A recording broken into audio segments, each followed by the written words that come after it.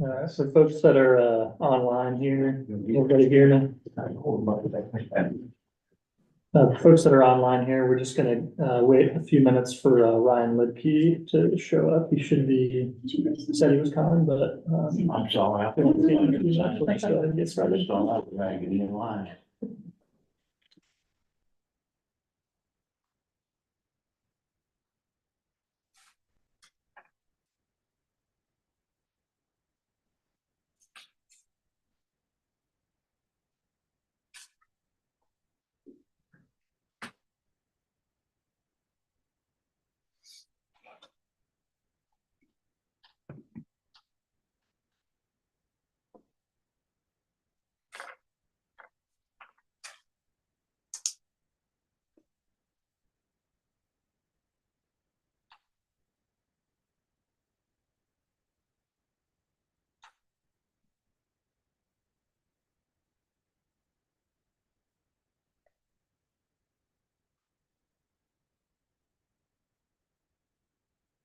Order, thank everybody for being here, calling the, regional planning, council meeting to order. And, we can ask for the roll call.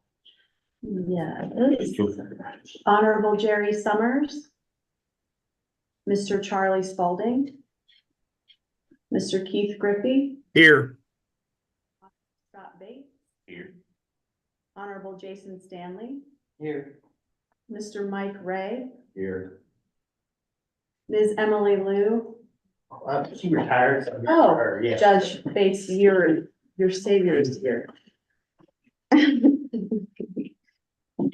Okay. Mr. Tony Parrott, Mr. Mike King. Here. Honorable David Vogel. Jim Urban for David Vogel. Thank you. Mr. Brian Fogel, Here. Honorable Dan Ison, Mr. Ryan Libkey, Present.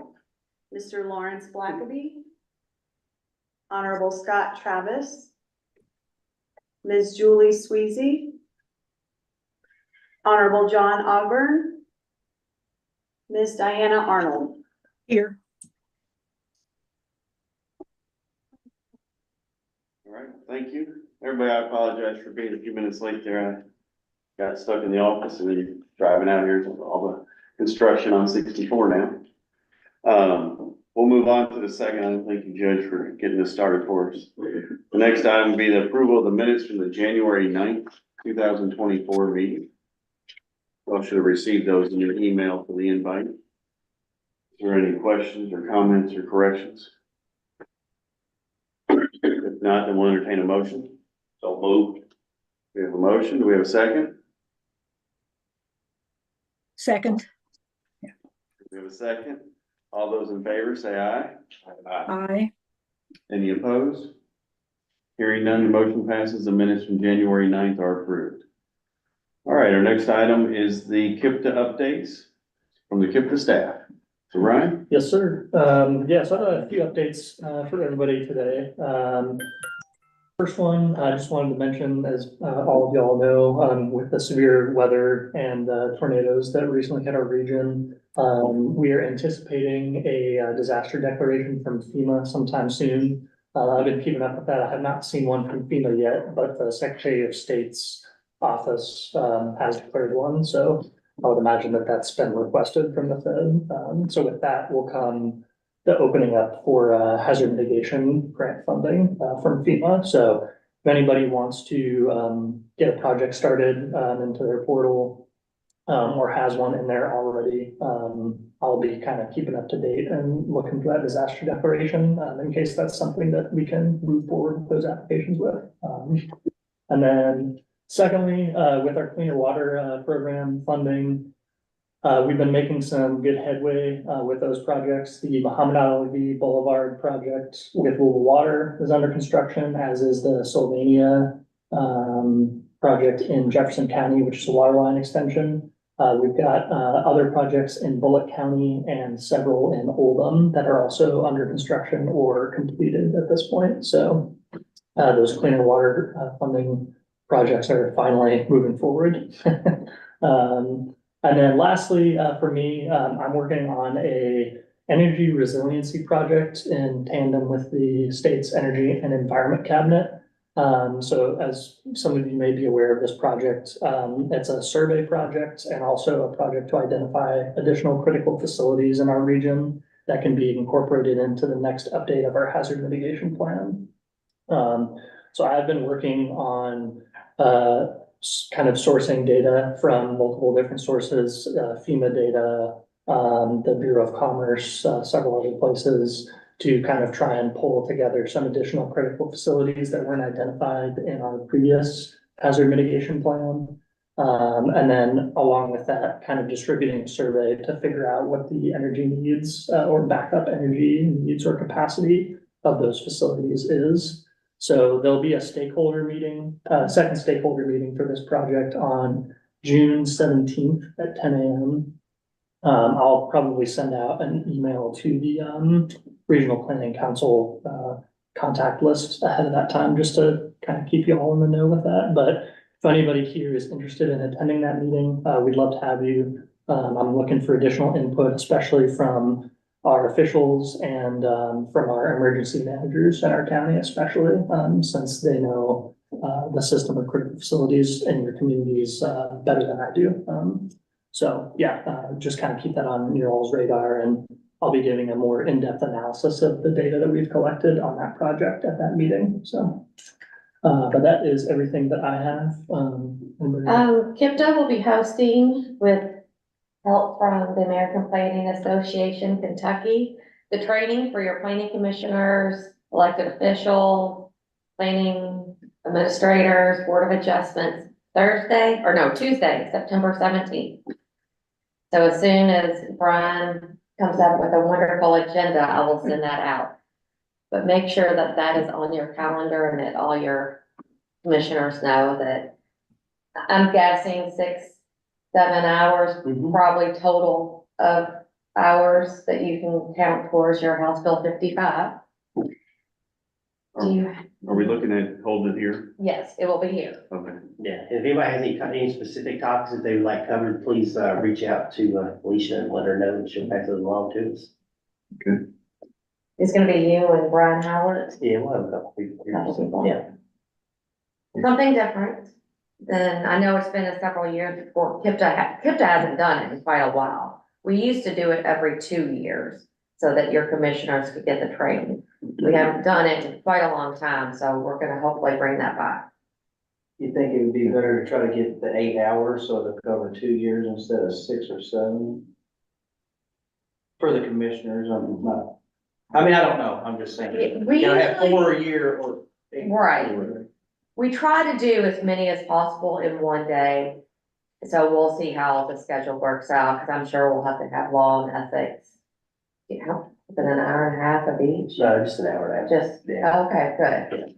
So, he's the president of APA Kentucky, so he knows all the ins and outs.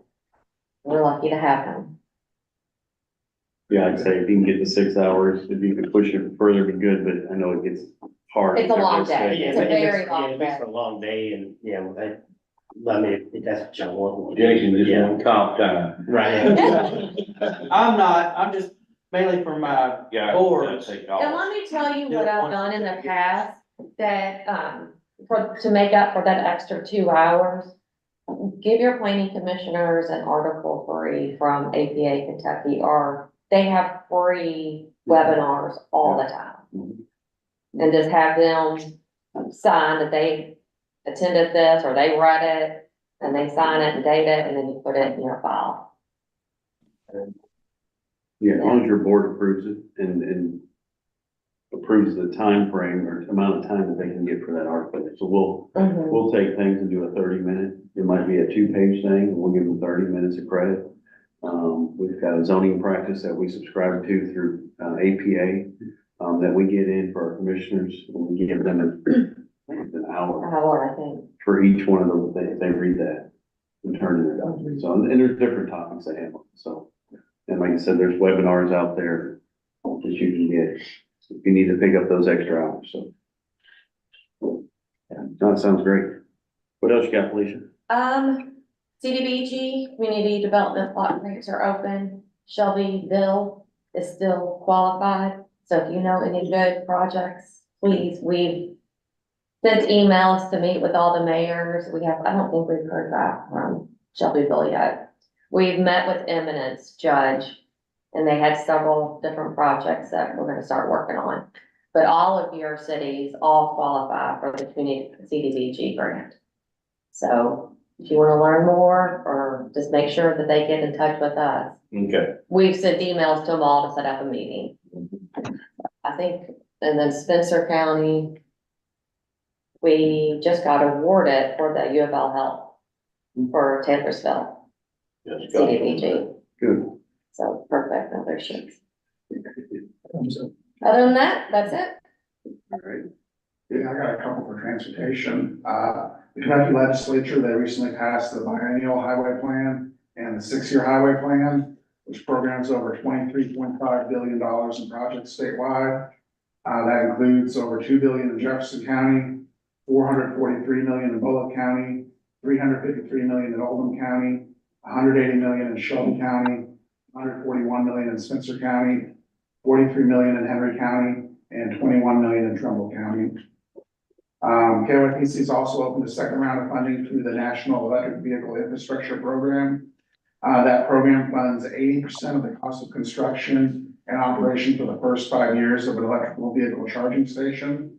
Eligible sites in the region include Bullitt County along the I-65 corridor, and there's also sites in West Louisville near the Shawnee Expressway.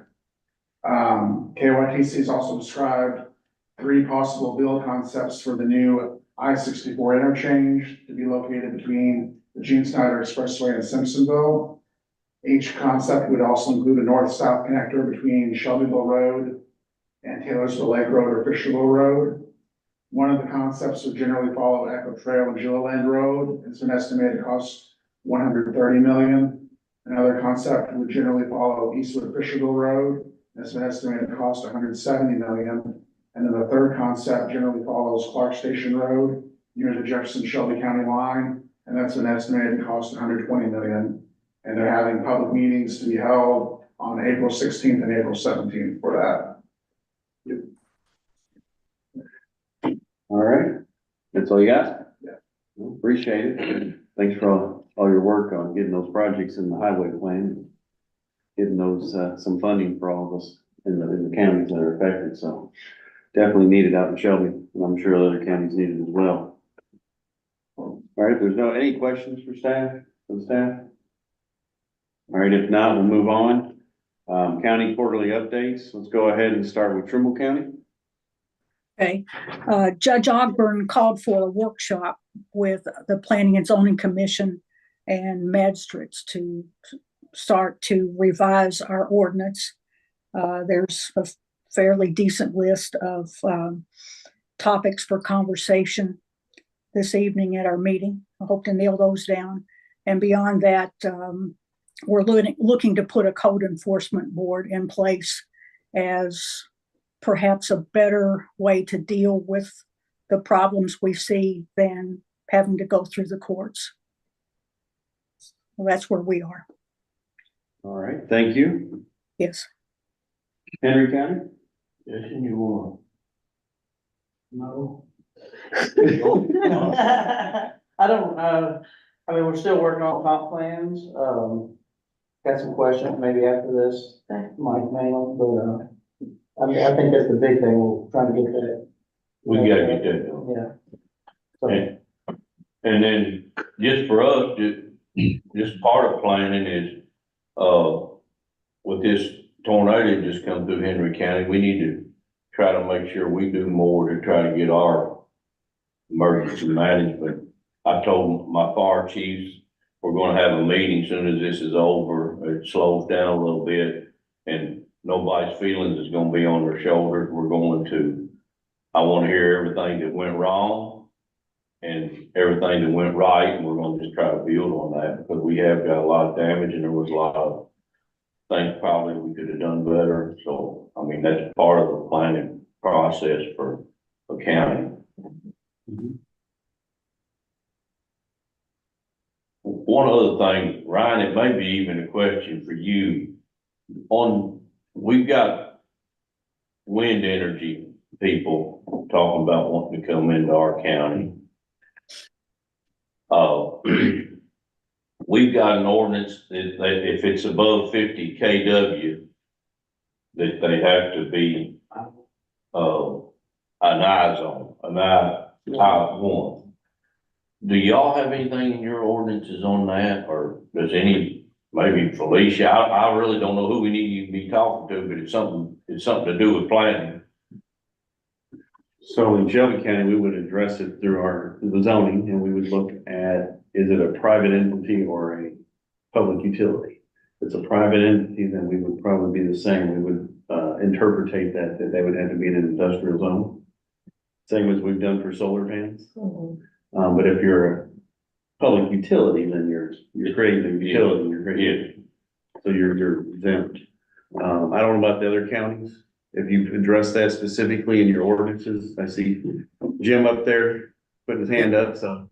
Yeah, Go ahead, Jim. we did create an ordinance that we used I'm trying to remember the name. Tom Fitzgerald used to be with Kentucky Resources Council. They had a typical ordinance, and we use that, and so we can share that with you if you need to. It addresses individual solar panels on houses on private property, as well as small and large scale solar installations. Yeah, Jim, if you don't mind, if you would send that out, It'd be great. Okay, is Sure. it okay? Can I send it to Felicia, and then Felicia, will you send it to everybody else? Yes, that'd be perfect. Okay. thank you, Jim. That's all I got. Okay, Thank you. all right, thank you, Henry County. Jim, since I got you on the hot seat, we're gonna go ahead to Oldham County. I'm gonna let Brian lead most of the conversation. Yeah, and Felicia, when we get off this call, we'll email you the update that we made to our zoning ordinance where we addressed the solar panels that Jim was talking about. One of the other updates we did to our zoning ordinance recently was we were having a problem with the Airbnb or short-term rental properties in Oldham County. So basically, we amended our ordinance where we have stricter standards in terms of how they can operate when they're approved. And the other thing that we did was that we basically said that non-owner occupied short-term rental properties are not allowed in Oldham County in residentially zoned properties, that they would have to locate in a commercially zoned property. And then any of the owner occupied short-term rentals have to go through a conditional use process with our Board of Adjustments. Just here recently at the Exit 14 in Crestwood, an approval and review process. They started in August of last year. Clore Station, which is a 500-acre mixed-use development that's very similar to Norton Commons, has gone through the review and approval process. We recently had our Highway 53 project community meeting in late March here in LaGrange for that project as it's moving forward. And then kind of similar to Henry County, we've got on our plate a need to update our comprehensive plan this calendar year leading into next calendar year. And that's kind of a broad brushstroke of what we've got going on in Oldham County. I'm going to give you two more things. We about 2 years ago initiated a study along with the Kentucky Transportation Cabinet through KIPTA for Kentucky 22 from the Jefferson County line to 329 in Crestwood. As a result of that study, which by the way it was excellent. We had a lot of participation, a lot of comments. We have broken out a single project at the intersection of Clore Lane and Kentucky 22. We actually had some money that was put in escrow about 10 years ago when a subdivision was approved on Clore Lane for improvements. So we're using that as our matching funds. So we're working through scope of work and getting that project going. We also initiated a study of the Kentucky 329 bypass, which is from I-71 to Kentucky 22. All this happening in Crestwood. It was meant to be a bypass that actually eventually connected with Gene Snyder Freeway. And there was a major piece of property that was put in a historic district by the landowner, so we couldn't go through that property. So now we're trying to determine what Kentucky 329 is going to be in the future, making sure that we reserve capacity as the county grows, but also looking at speed limits, turning movements, right sizing, whatever terminology. So we're we just kicked that off about a week and a half ago. So those are two major road projects that are also going on in Oldham County. All right, thank you, Jim. Thank you, Brian. Spencer County?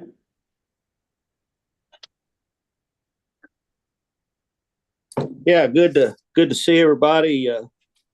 Julie Sweezy, our planning and zoning administrator, is on here, I think, by audio only, but so she can chime in if she like. We've got several different issues we're working on. Some of the issues that you guys have brought up already, the solar farms, so forth. We've had some discussion about what type of regulations we need to put in. I don't think we have any in our zoning at this time.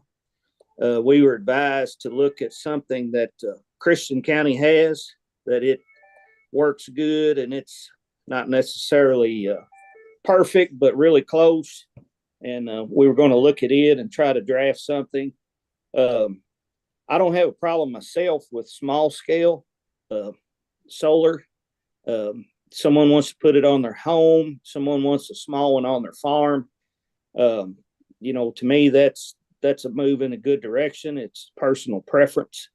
It's private property rights. All goes with that. But as far as the large scale industrial type, we want to address that, at least starting right out of the gate. So we're going to be looking at that. Also, in our zoning, we're trying to get some distillery, brewery, winery regulations started because we don't have any of those at all. We've started that process. On our state roads, about the only road that I know they're working on now is Mill Road, 1795, goes between Little Mound and Mount Eden. They're putting pipes in and they're going to surface that. But we've got a lot of roads, state roads, that need some attention. Matt Bullock at District 5 is aware of probably the worst one, 1633. I think it's Elk Creek Road. It to the west of town, and it cuts over to Elk Creek. Before they built 155, that was the only way to go to Elk Creek and Shelbyville from the west side of the county, really. But that road is in dire need of a surface, and I don't know where to get. We're going to need to find some money to get that. They've patched it more than once, even this winter, but it's in terrible shape. State Road 155, Senator Higdon and Representative Tipton have worked, and we've got some plans in place on how to address it moving forward. It's as fast as molasses in December, but hopefully we'll make some progress on 155. Another concern we have on the state roads are as the population has grown in our county. We're driving on a road that was built in the 50s and 60s, and now you got 10 times, 100 times as many people driving on the exact same width of a road. A lot of shoulder work needs to be done on the roads. This millage that they take from place to place works good. Gravel on the side, whatever. Two modern cars have trouble passing on a lot of our state roads.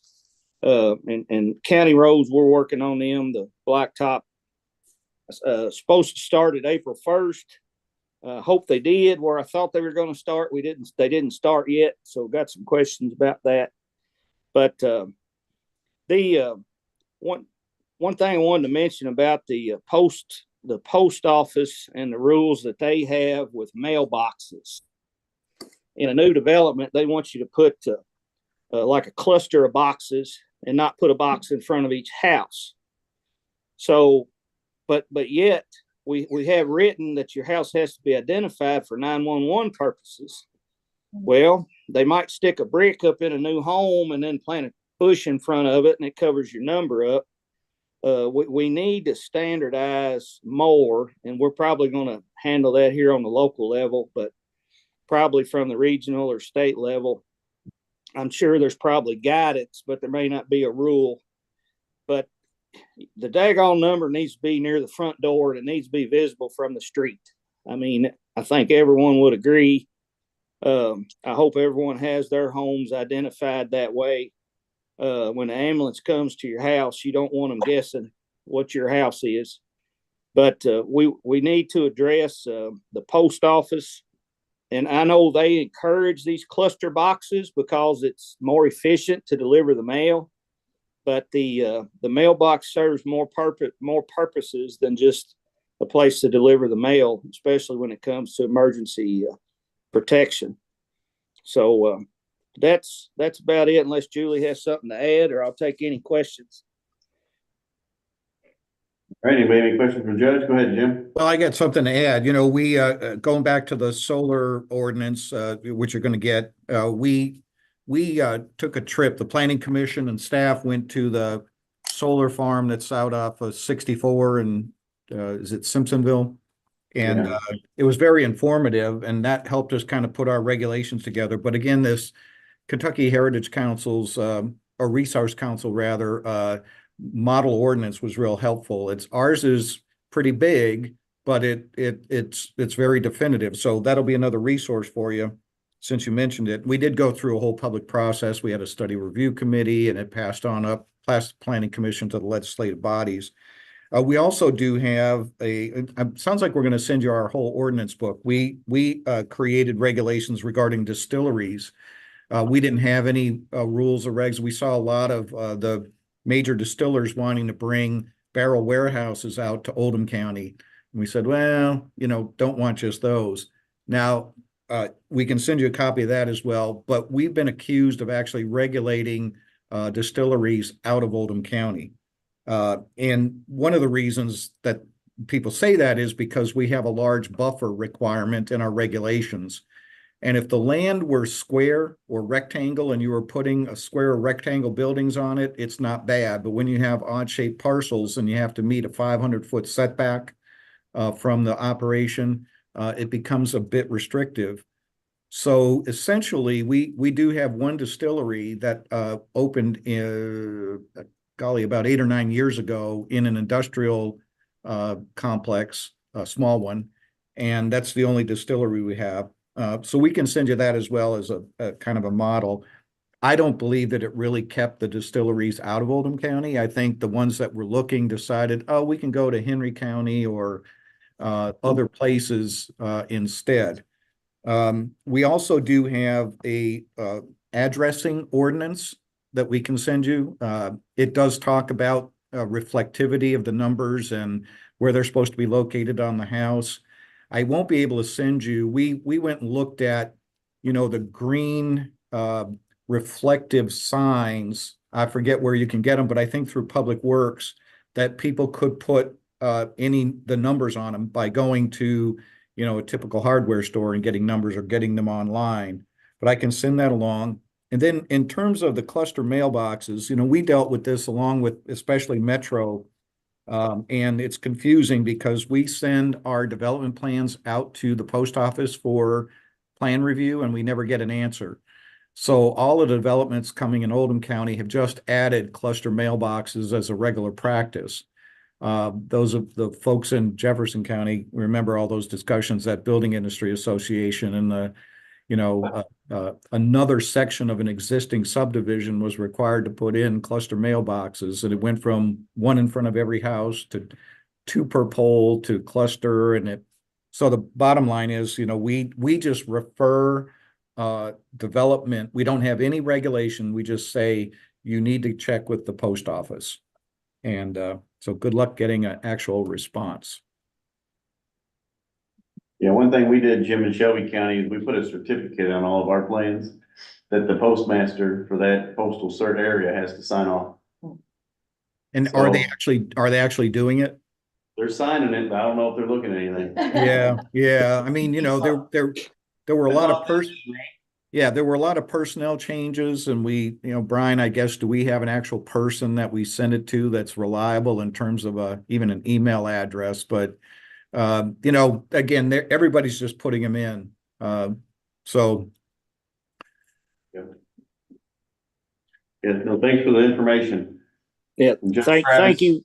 Yeah, thank you very much. We got all that, and I appreciate all that information. Okay.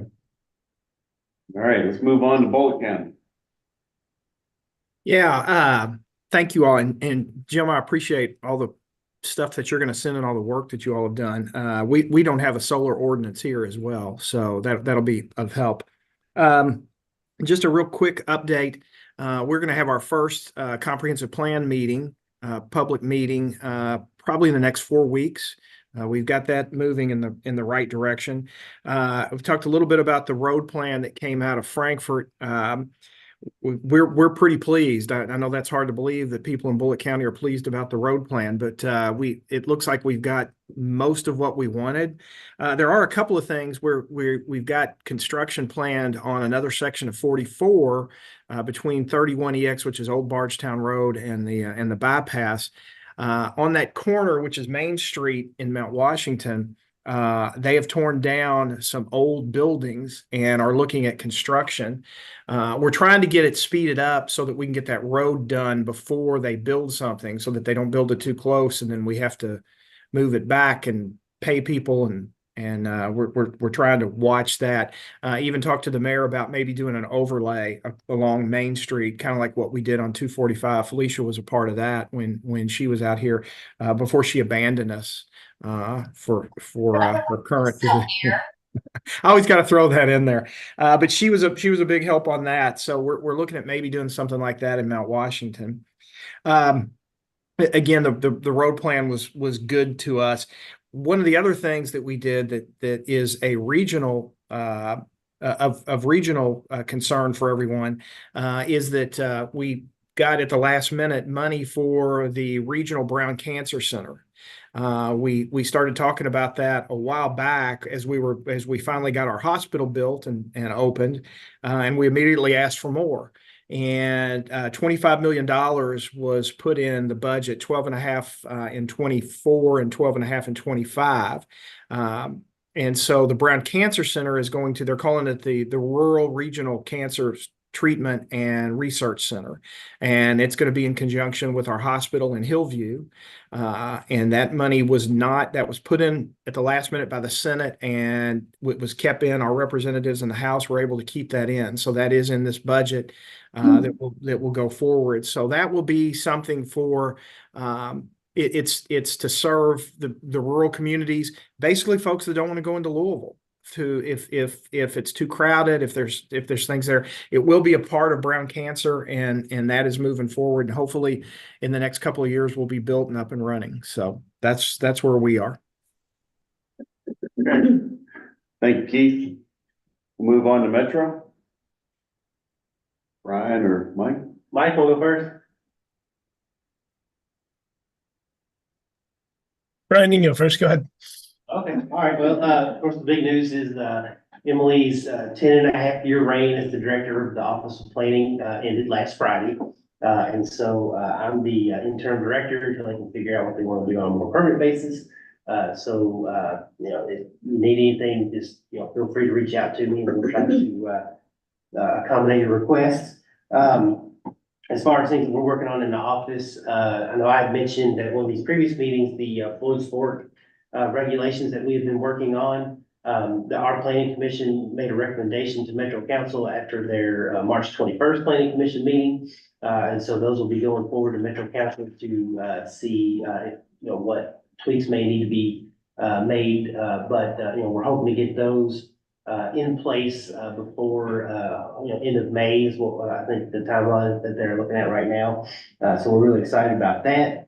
Of course, we've been watching the General Assembly to see what homework they assign to us with various numbers of different bills. One of them is in regards to charity gaming.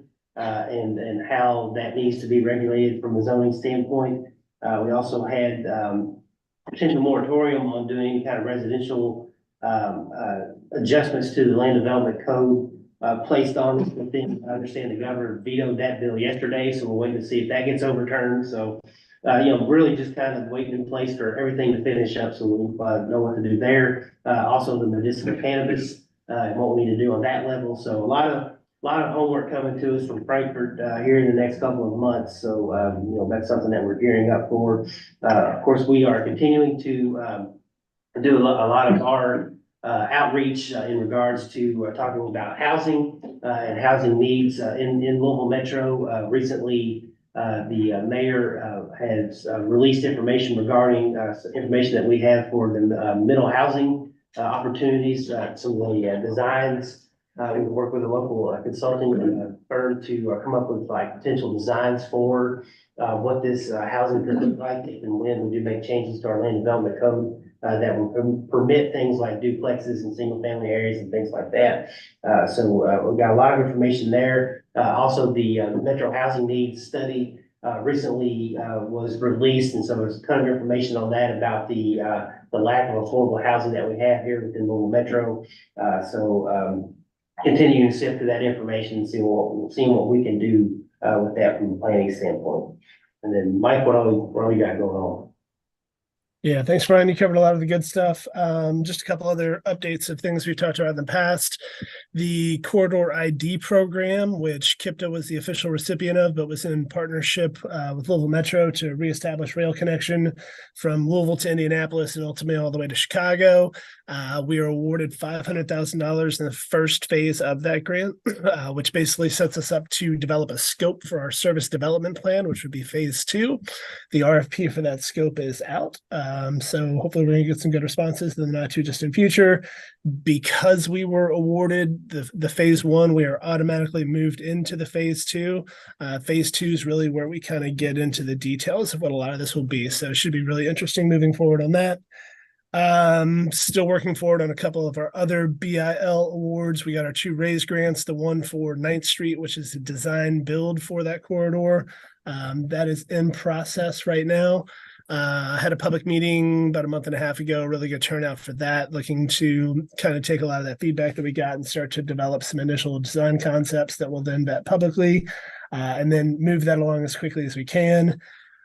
The other raise grant we got was for Broadway, which is a planning grant. That one should be launching here pretty soon. And then finally on the BIL front, we got the Safe Streets and Roads for All grant, which is looking at a lot of traffic calming measures on various streets throughout the city. The last random one I'll throw out there, I know Felicia's been involved as well, is Metro, KIPTA, and some of the other counties are working with U of L's Capstone program on an Ohio River Corridor Master Plan update, potentially. I'll emphasize potentially.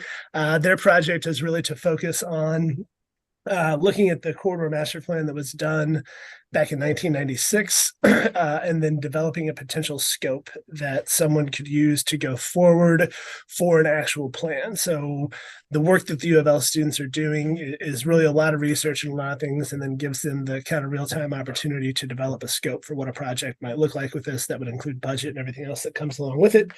So if any of you happen to get phone calls from U of L students or survey requests or anything like that, they're not robocalls. Those are real people trying to reach out and get some information. So please respond if you can. I think that's about it on our end. All right, thanks, guys.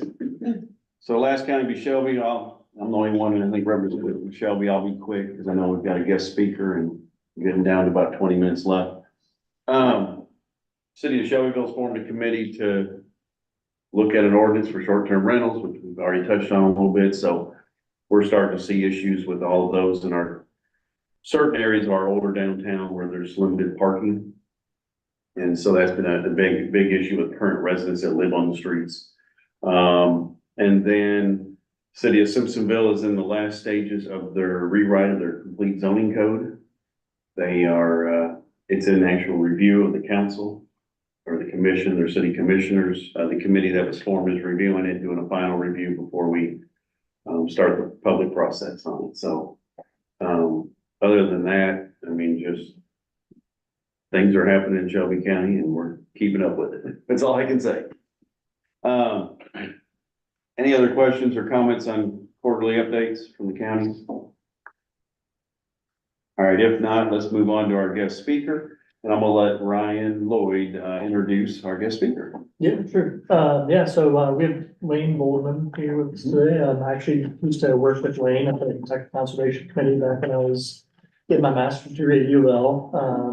Lane, I'll kind of hand it over to you, and if you can explain what it is that you do. Yeah, I'm really excited to be here because a lot of the work you guys are doing, we work similar projects from the citizen side, try to get them educated on certain things. Some of the things you mentioned about solar, we had been working on for quite a while to get the public educated on how solar projects work. We put out a solar guide about 3 or 4 years ago when these things first started popping up to tell people about the solar ordinance that was just mentioned, how solar farms work, what different kinds of solar farms there are, and just help people to kind of understand so they don't just react right off the bat when they see these things happening, because solar farms have been, the solar developers have been learning too, and so the solar farms that were put together probably 5 years ago may not be the same kind of designs you would do today. They've learned how to preserve agricultural land better, how to work with the landowners better.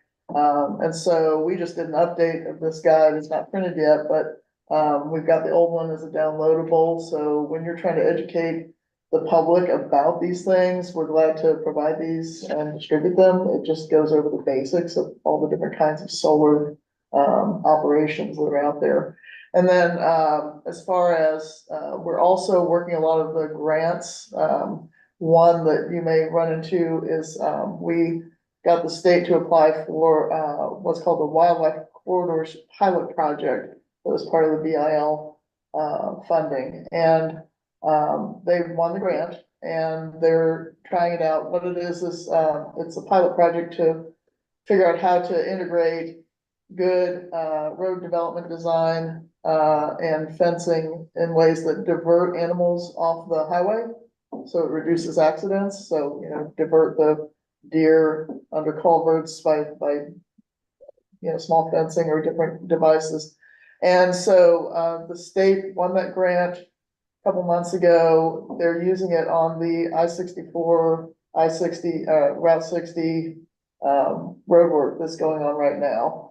So once that pilot project gets up and running, I would suggest that, you talk to the state more about seeing how you could do these kind of projects in your area.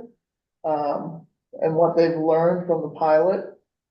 Because sometimes it doesn't take a whole lot of money to do this. It just takes some thought and planning on that this is even an issue. And what I'm hoping they'll do out of this is also get some good data on where the hot spots are for animal vehicle collisions. So anyway, about my organization, Kentucky Conservation Committee, we're a nonprofit. We are kind of a citizens connector to what's happening in state government and local government when issues come up on environmental issues. So we're a 501c4, so we do a lot of direct lobbying. So we take issues to the Kentucky legislature right now. Some of these grant fundings are part of that. We're keeping an eye on that House Bill 388. That's the one that would impact Louisville's planning and zoning. So we're very concerned about that. We came out and opposed that and try to get the public aware of what's happening there. And we watch as many of these bills as possible. So dealing with energy, dealing with land conservation, lobbying for certain things in the state budget, as much as possible. So we've been around since 1975. We're probably one of the oldest environmental groups in the state, but we kind of work more behind the scenes. We're not like a big public organization. We do a lot of the dirty work, just talking to people in state government and trying to figure out how to get better plans going for environmental issues. And we help other organizations with emerging issues, like the solar was an emerging issue about 4 or 5 years ago. But I had dealt with it probably 15 years earlier, from different work I had done, out west on solar issues, and knew these things could be very divisive if people didn't get good ordinances in place, good public education going. And so, so we mentioned the KRC, land ordinance in our guide, but then we went out to the communities and started talking to the public about it. So they felt like they were empowered to make comments about these things when they come up. Go ahead and just flip, thanks. And Ryan was actually a huge help on some of this, because when the solar farms started coming, that was a project that I had him work on, was helping track what was going on with those. So we go through all the bills in the General Assembly. We've had more bills this session than any other session for the 10 years I've been doing this. And we represent the public. We're not a commercial lobbyist. So just go ahead and flip. And we train citizens on how to engage with their local governments. Primarily at the state level, but, you know, we encourage them to go talk to their local governments as well. And address things, you know, professionally, and get the skills they need to be able to raise their issues in a constructive way. So, so the issues we're working on right now include, let's see, climate change and resiliency, clean energy, land conservation, and leveraging these IRA and BIL and other new federal grants are the areas we're primarily working on. One that we just got in the budget is funding for the Heritage Land Conservation Fund. If you have these lands in your communities, it's a fund that can be used on short notice if you're trying to assemble small parcels into a larger parcel, for example, of wildlands, or you're trying to connect some buffer lands on streams that are prone to flooding or things like that. The Heritage Fund is available for that. They had funds swept during previous budget sessions, back when the budget wasn't quite so robust, and lost about 18 million from the fund. And then their core sources of funding have been in decline, which were Kentucky Nature Plates and the unmined minerals tax. So one of our projects, because that's been going down. So one of our projects has been to try to get some funding back into that, and then also to help find some new core funding. And so this year in the budget, we were able to restore 2 million of the 18 million that had been swept. So that has a little more opportunities now if you leverage that fund at all. And that's just a chart about how the funds have been in decline over the years, but we're still looking for some permanent funding for it. What some states have done, they have put a small tax or a small surcharge on deed transfers, and that's one thing we're looking at, you know, just like a couple pennies per deed transfer, and that goes straight into the state fund for land conservation. So, but we're still talking to lawmakers about that. Next, yeah, we got 2 million back in. Yeah, one lawmaker had actually proposed an idea of a fee on certain landfills, because they were trying to address some landfill issues in their district. So that's just some of the things we're looking at. If folks have ideas, we'd love to hear them.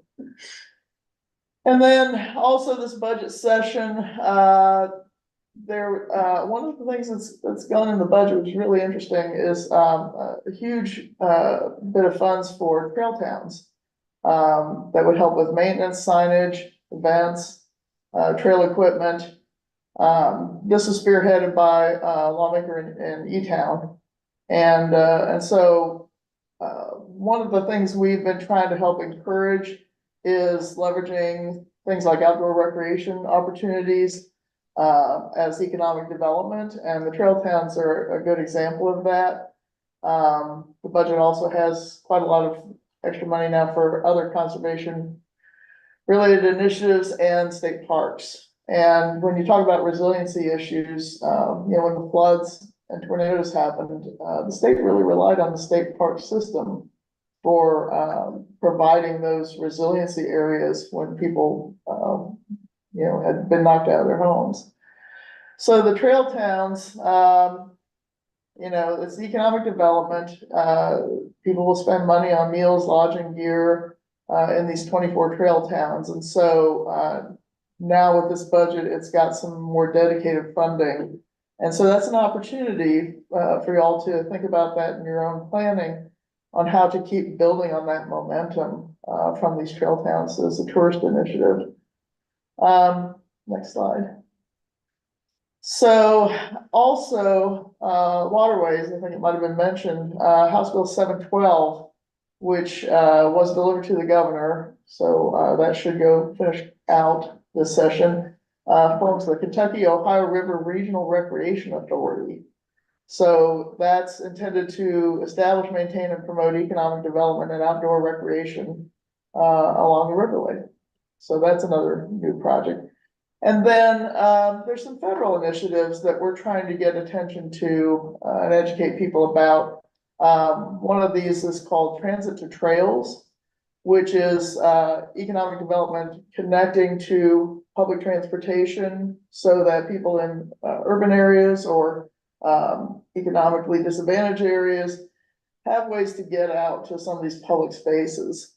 And there's other states that have already, been pretty active. There is a bill, a federal bill, the Transit to Trails Act, Senate 1440 and the 118th Congress.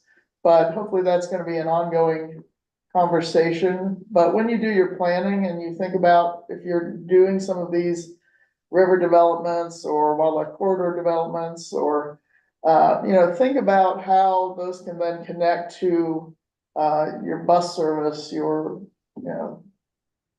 light transportation services to help people in, the urban communities get out to some of these spaces.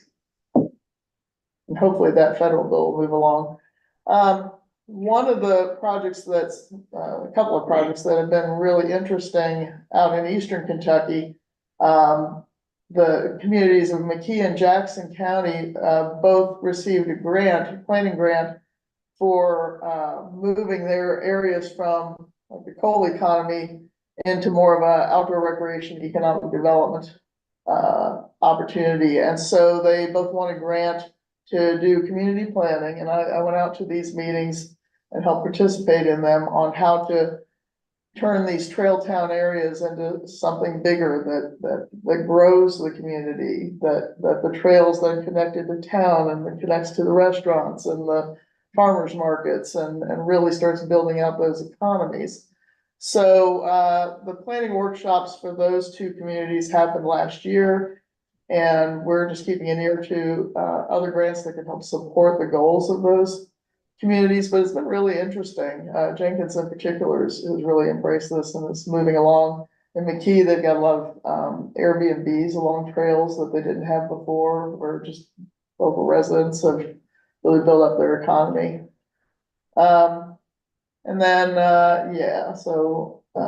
and then also in eastern Kentucky, they, when they went through their federal disasters, they've, initiated a bunch of, high ground, communities that were off the floodplain, more resilient housing, modular homes that are, more energy efficient. And so we're watching those kind of projects to see how those can be replicated in other areas, just to make communities more resilient overall.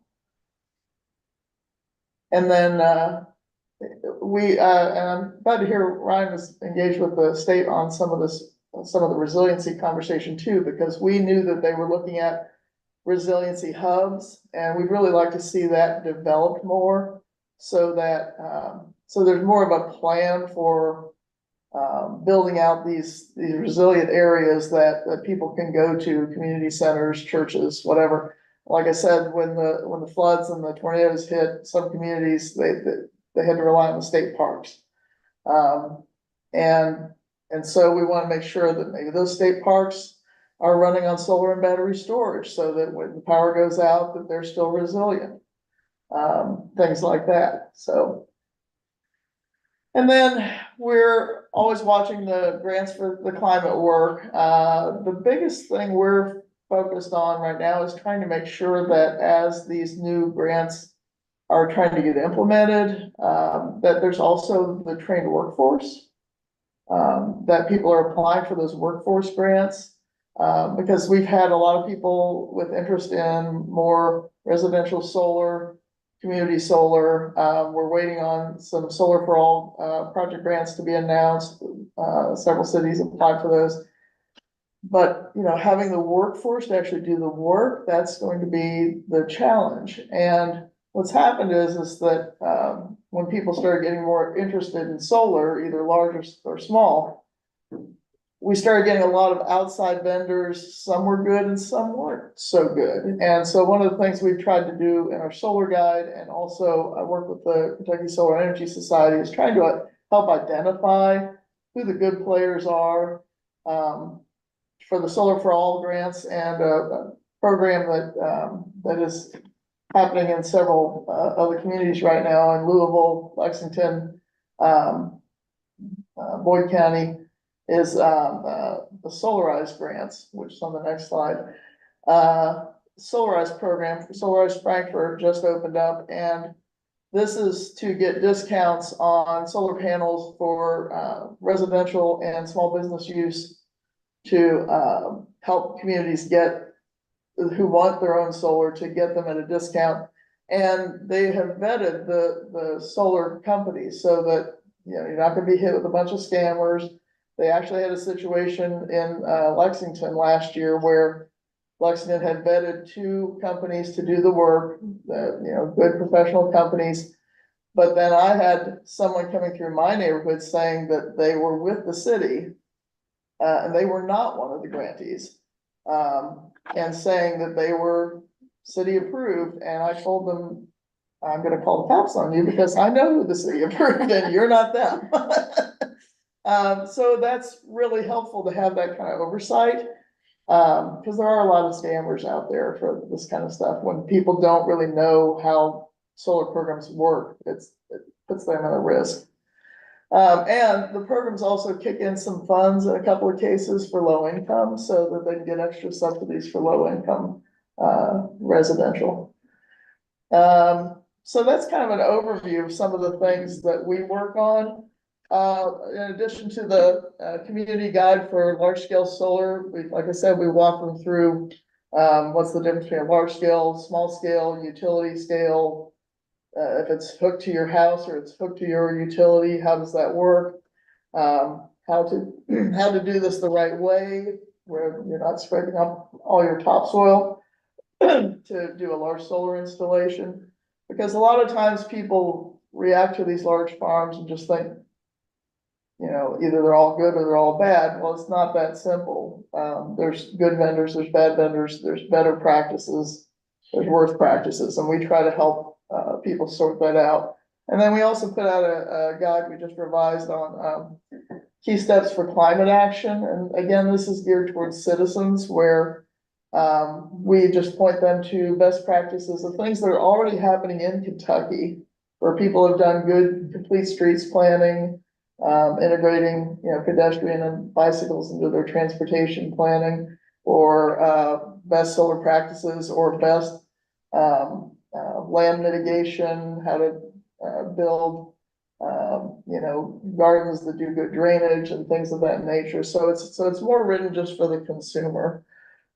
So, you know, we'd love to keep hearing about the projects that you all are doing and help fill the gap between the kind of education that needs to happen then at the public side, so that they understand the things that they're looking at, right? So with that, you know, we also have been following the General Assembly pretty closely. And we have, for those who want it, we've got a list of the bills, not all of them, but where they stand as of today. Of course, they're still not done yet. So the governor's vetoed a lot of bills. There's 2 more I'm hoping that he'll veto today, which is his last day to do it. And then we just keep the public informed about anything dealing with toxics, climate resiliency, transportation, land use, And so, you know, if you've got information that you feel like the public isn't getting it yet, we're glad to help echo information or, provide, our own version of the information that's a little more geared toward, public education. So, I'm glad to take any questions. Anybody have any questions? Yeah. How do we get one of your pamphlets on solar? This is one of my last ones, but I've got it as a downloadable too, and the new one is probably gonna get printed in the next couple of weeks. But you're welcome to this one. It's a little old though. There you go, Mike. Thank you. Another question, how do you interface with Kentucky Resources Council? Sounds So- like we may overlap in Yeah, some. we get Maybe. confused a lot. So, Kentucky Resources Council is more of, they're more focused on, attorneys' legal work. And we probably focus more on public education, but we do overlap a lot and we're good friends. So we work on a lot of similar issues. Can't always cover everything, so there's certain issues in the legislature that KRC was more focused on, certain ones we're more focused on. And I also have attorneys, but, I think they are more focused on making sure that things like the right ordinance are written. And then we're more focused on making sure that the word gets out to the communities, that there are ordinances and best practices. So, so similar, but not identical. Okay, good. Yeah. Any more questions? Yeah, I have a couple of points, I guess, questions. In Spencer County, we have a Taylorsville Lake State Park, and you talking about a good place to ride a canoe or a kayak. It's below a dam anywhere.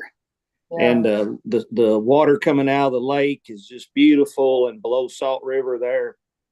And we have a few that has attempted to make a business out of renting kayaks and so forth. And I guess they've had limited success. I think there's a lot more potential there. And also, I've been to trainings a lot in Eastern Kentucky where they have ATV trails on state parks. I know we don't have that here. Is there a way that your organization could, you talked about the trail towns and so forth that in your presentation, but are there any things that like Spencer County could benefit that you all have or could assist us with promoting, our lake more than currently has been promoted? That's a good, flag because, I mean, we were always lobbying to get more funding for the state parks. I don't know why, but the state parks issue, the funding keeps getting kind of piecemealed out because I think they want to see more public-private partnerships. And we'd just like them to, properly fund the state parks, for heaven's sakes. I mean, I was at a campground out, in far western Kentucky. It was terrible. And it was simply just a maintenance issue. And so, let's get the funding up to where at least everything is safe, right? And then figure out ways to work these public-private partnerships. The trail towns, the ATV trail issue, I know there's a lot of talk with different folks in Frankfurt about getting all these trails connected. Of course, that raises other issues like safety issues and noise issues to local neighbors. I get a lot of calls from people that are near some of the ATV parks. And so, and I try not to get too much into, best practices on which users are using the trails, if it's horses or ATVs or hikers, but that everybody's at least got a certain level of standards and safety and proper zoning and proper design. What happens a lot of times with these trail initiatives is they're often driven by the tourism department, but they're not always staffed with people that are best at trail design, right? So we try to make sure that people get connected to folks that have good skills on how to actually design the trails so that they're safe, so that they're not interfering with local residents and things like that. Not always easy, but you know, just starting the dialogue is half the battle. And now that you flagged this for me, I'm glad to look into anything. If you want to send me information about the things that you're hoping to do. The president of our organization right now is actually very well versed in outdoor recreation. He might take a personal interest in something like this, but feel free to send me any information. My email is on the slides, and we're glad to start looking at that. All right, thank you. I had one other point, and I mean, this kind of would affect private property owners. I'm one myself. I farm.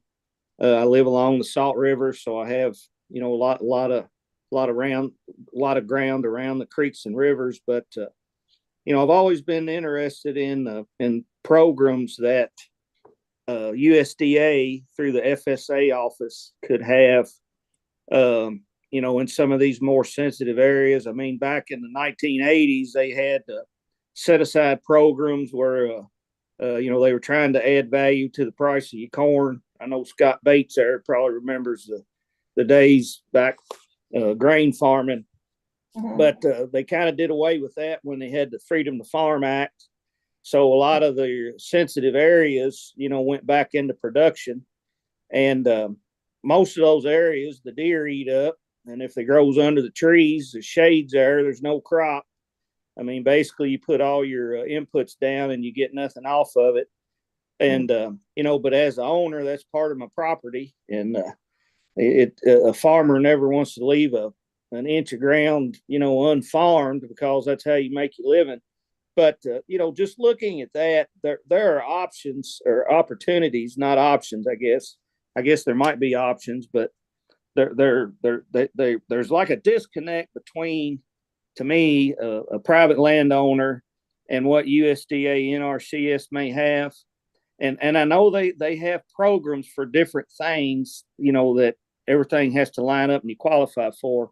But have you all been with these agencies promoting conservation you know, type programs? And the reason that I pointed that out is because you're always looking for a funding source, and the USDA and NRCS would be a funding source. You know, the Commodity Credit Corporation gets $30 billion a year to basically keep all of us fed. And, you know, ways to, you know, we can debate it all day, but ways to keep us all fed is for all the farmers to stay in business, but, and protect the property. But just some way to make a connection between private landowners and you guys' mission. There's opportunity there that I think a lot of farmers and a lot of landowners would be interested in. Have you all made those type of connections, or do you plan on? Yeah, so we try to just be a connector where needs come up, and that one really hasn't come up to us yet. So, I mean, we assume that the county agents are pretty well informed. If there's something they're not addressing properly, we're glad to look at it. We work pretty closely with all of land conservation groups. We consider them the experts, but we also direct them to resources. And then we also take their concerns up to Frankfurt if it requires that. So we just try to address the groups that have come to us with concerns or needs, or as we have information that we feel that helps them out, we try to relay it. The wildlife corridor grant was an example of that, where nobody was really looking at that in Kentucky, but we knew about it, and we knew that some of the land conservation groups were trying to work toward contiguous corridors. And so we started bringing this to people. So again, I mean, if there's particular things that you think you're not getting good service, we're glad to look at that and see if we can help make any connections that aren't happening as much as possible. Yeah. Thank you. Judge, I'm happy to look into some of those USDA programs as well. It's something that's sort of been on my radar for the last couple of months, but I know they have some conservation programs kind of aimed at wetland conservation in particular. But yeah, I'm happy to kind of look into that, and I can let you know if anything be of interest. Yeah, I mean, the FSA and NRCS are very good they're very good. Sorry about that. About introducing programs to us and and so forth. But where like your agency, here in the state of Kentucky, I think would be a good voice to kind of to benefit, the farmers. I'm a Farm Bureau member and I rely on them a whole lot. And they work with NRCS and FSA on these type of, getting the connection between the government and the farmer and what'll actually work. And I mean, Farm Bureau works daily on that, but I still see opportunities, and I always like to think on a smaller scale versus bigger scales a lot. Sometimes you have to be so big to qualify, or you have to meet different criterias. And it's kind of like you talked about trails, where everybody wants to make a big trail somewhere. Well, it gets so big, it collapses. And if you can make, smaller strides to get things going, and then the bigger stride comes in, to me, seems like it's more sensible. But, we are aware of a lot of what USDA has, but I always felt that there was a connection that was being missed and an opportunity that was being missed. I have some, I don't really want to call them absentee landlords, but I have some land, there's some property, lots of properties been sold to folks that don't farm anymore. And there's some property that they would probably love to have in some sort of conservation program, ever how it was designed. So, but reading or watching your slides and listening to your presentation made me think of some of these where that your group could help residents of the Commonwealth. Yeah, I mean, so we're a nonprofit, so a lot of times we can say things or push on things in ways that staffed organization can't, because it's not in their directives. But again, we kind of rely on the public to bring information to us, or we try to stay ahead of some emerging issues like the solar farms. I worked on that issue long ago before they ever came to Kentucky. And and some of these issues aren't one size fits all, right? I mean, the solar farms in Maysville are a different situation than solar farms, that has small farms. Might be a different situation than in other parts of Kentucky where you've got the 180-acre farms, right? And so you have to look at each of these situations specifically to that region. I like solar farms, but I also understand that I also like farmland, and I like to conserve my farmland. And so, just helping people work through those particular issues so that it doesn't just shut down all farms or shut down the conversation about having solar, is what we try to work with communities. We try to make sure that people have enough information that they can make an educated decision that fits their community. All right. With that said, Lane, thank you so much for your presentation and information. I know you got some handouts if someone would like. Well, I think I gave the bill list to, oh wait, no, I gave them back to you. You gave them back to me. Yeah, if you're not familiar with some of the bills that are still going through Frankfurt right now, I've made a few copies, feel free. They're not done yet, so the status on some of those would change. And that solar book, I'm glad to send that out to people when we have it printed. We'll have it printed in just a couple weeks. Also got a handout on what's called community resilience hubs. This is an example of one that was done in DC. If you're not familiar with that concept, feel free. And then if you're interested in the Solarize program, which is already happening in several cities, this is a citizen-based program. You can do a Solarize program yourself, but there's already groups like the Kentucky Solar Energy Society that are already putting programs together in different cities. So you can follow their model, do it yourself, or ask them to come out and set up a Solarize program for you. And it's a good way for people to stabilize their electricity bills. And I got my solar panels about 4 years ago. I've been really happy with them and got it through that program. So it's a good way for people to make that bridge if they don't want to spend the money, on investments for the solar panels. Like Lexington chipped in an extra $1 million to subsidize the solar panels. I think Louisville chipped in about as much. And it's just a great way to help low-income housing, reduce their energy bills. All right. Well, thank you so much for being here. Let's move on. We're gonna skip over other business. I think we've got a lot of discussion today and based on time, so I know we have to, open up for public comment. So at this time, if there's anybody from the public that would like to comment, this is your opportunity to speak to the Regional Planning Council.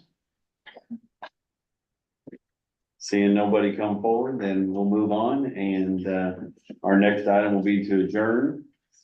Just remember that in a few months, we'll have another meeting, and they'll be sending out the email with the information. But at this time, I'll entertain a motion to adjourn. Make that motion. We have a motion. Second. We have a second. All in favor, say aye. Aye. Any opposed? Motion passes. We're adjourned. Everybody, thank you so much for being here today. And I look forward to meeting here in the next few months on the same stuff. Yeah, appreciate y'all, staying a few minutes over off here, laying slides and, scan these, handouts that she gave as well and, send that to everybody later this week, so. And then if you want these, climate guides, I've got those today. So you're welcome to those. I've got them in my satchel here. All right. All right, thank